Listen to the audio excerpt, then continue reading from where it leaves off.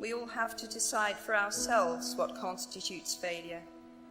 But the world is quite eager to give you a set of criteria if you let it.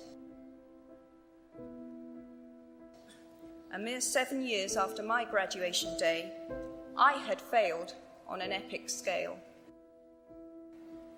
An exceptionally short-lived marriage had imploded, and I was jobless, a lone parent, and as poor as it is possible to be in modern Britain without being homeless.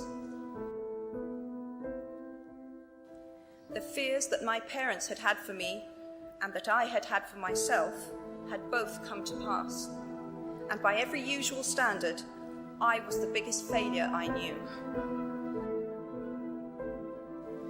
Now, I'm not going to stand here and tell you that failure is fun. That period of my life was a dark one. I had no idea then how far the tunnel extended, and for a long time, any light at the end of it was a hope rather than a reality. So why do I talk about the benefits of failure? Simply because failure meant a stripping away of the inessential. I stopped pretending to myself that I was anything other than what I was, and began to direct all my energy into finishing the only work that mattered to me. Had I really succeeded at anything else, I might never have found the determination to succeed in the one arena where I believed I truly belonged. I was set free because my greatest fear had been realized, and I was still alive, and I still had a daughter whom I adored, and a big idea. And so rock bottom became the solid foundation on which I rebuilt my life.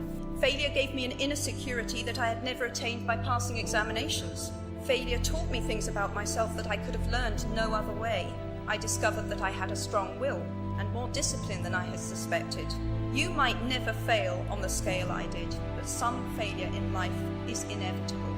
It is impossible to live without failing at something, unless you live so cautiously that you might as well not have lived at all, in which case you fail by default. Life is difficult and complicated and beyond anyone's total control, and the humility to know that will enable you to survive its vicissitudes.